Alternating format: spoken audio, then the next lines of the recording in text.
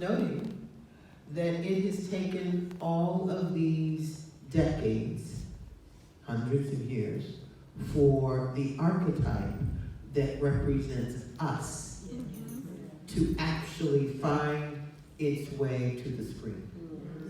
So that we can see ourselves the way we see ourselves and be as affirmed as we are. I think that it's important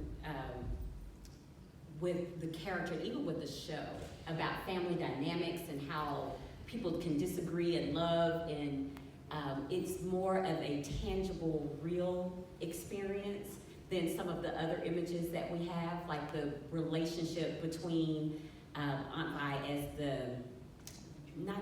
not just the matriarch, but the guide, like the North Star for the family, to kind of understand what we believe in and where we go and how we act and what we do.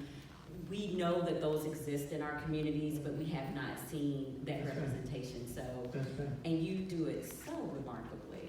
You know, I think that what I bring to it, because they looked for Aunt Vi for a very long time, and there's a lot of wonderful actresses out here. But I think that what I bring to Aunt Vi is that sort of, rootedness, tough love, without any of the stereotypical depiction of us that's common in television. Right. And so I thought I knew you.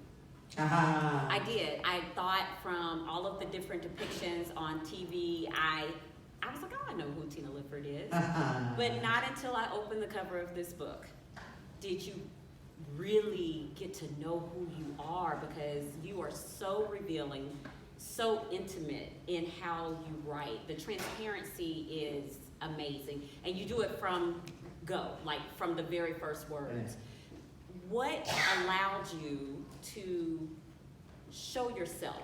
Because you could have written a book that told people how to make their lives better without exposing yourself. So what made you decide to be that transparent? That's a beautiful question, Michelle. And I have to tell you that in what you say is the answer. You use the word expose yourself. You spoke of being transparent as though it was a risk and a dare, right? Mm-hmm. That's the problem. We're living our lives as though what's going on in our lives is so bad, so shameful, so in need of being cloaked and hidden. And that's a lie. Okay. That is a lie, and that lie is strangling parts of our lives. It permeates everything. It does. And you start with the first one. So I was reading the book like the hit dog that got hollered. That like every page I turned was, oh, she talking about me. Oh, she talking about me. So thank you for including me in your book. I want to say one thing. Lord knows I hope that's not my phone. That's my alarm telling me to take my pill. Oh. Do we and need to? It's gonna just keep going on and on and Is on. it in your purse here? And yes, and I've already taken the pill. And really and truly, this moment, I love God. God is so amazing. Amen. Awesome. Because right when you need something to actually sort of represent the message or the lesson or And I'm good. I've already taken the pill. I Okay, should. do you want her to just move the purse? She brought the purse to Oh, you. the person's right here. We do Did you things just by come in and do magic. that? Yes.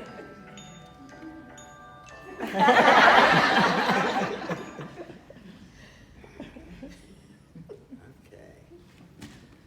All right. There we go. All right. Thank you. Okay, so now we got two things we've got to do real quick. Okay. Number one, so in terms of God, how God just walked in this moment is based upon our idea of how things are supposed to go. My alarm was not supposed to go off. And so now, how do we handle that? Do we act like this is a really big problem? Do we, Right. my alarm went off, that's all. Amen. That's all. My alarm went off at a time that I didn't expect it to go off. I forgot about it, but really, is it a problem? Is that a problem? No. But we can hope that there's a problem because it wasn't what we planned for, right? Right. And the thing that I wanted to say before you moved on was that,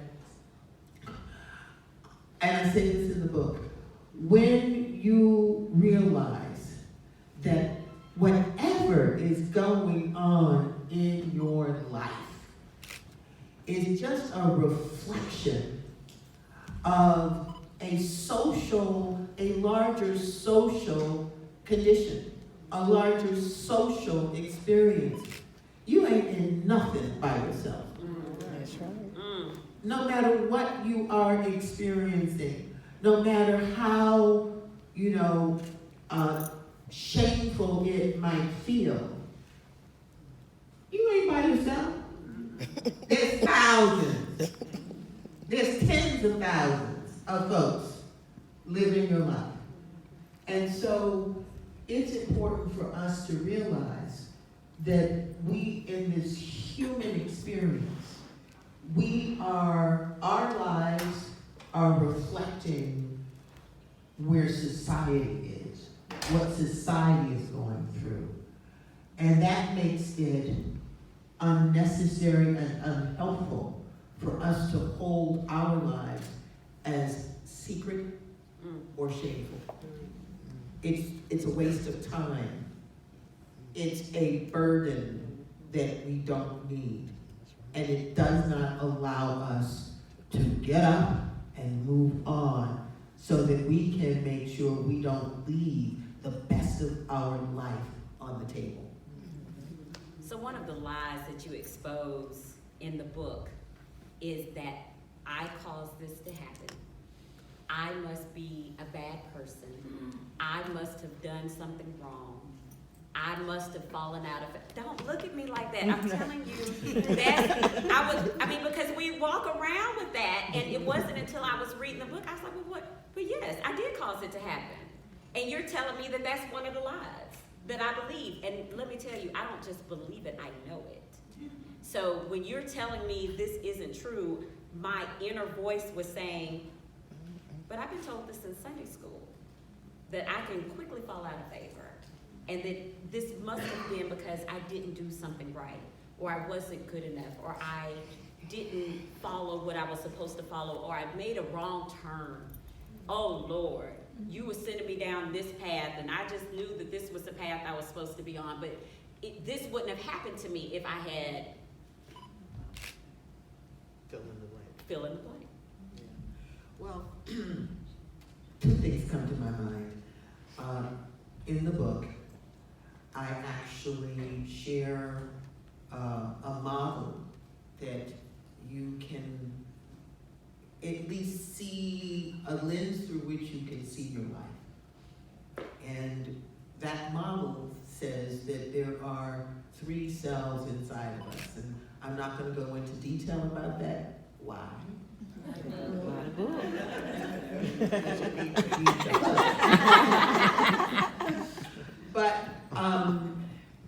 But it speaks to the surviving self, the thriving self, and the infinite self.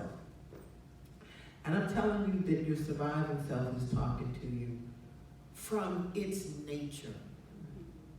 And it is full of worry, doubt, fear, shame, resistance, otherness, war.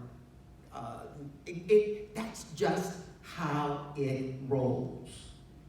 And so being able to learn that surviving self, it's not that it has, it doesn't know that it has a negative point of view.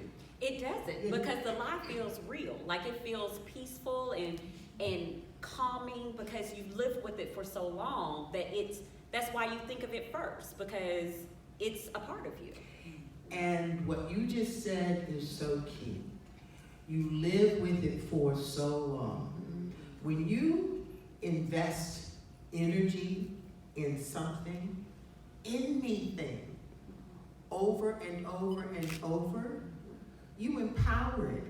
And everything on this planet, everything wants to live, including that lie. And so that lie is now an entity, and it's like, oh, you're not gonna kill me. This is how we've done it for 20 years. This is how we gonna do it for another 20 years. Right. And so until we become aware that inside of us, there is a part of us that has decided that this is how it feels safe. This is how it feels known. This is how I know myself. You're not going to put me in an area of dis-ease and ask me to know myself in a different way, because this is how I know myself. God doesn't make junk.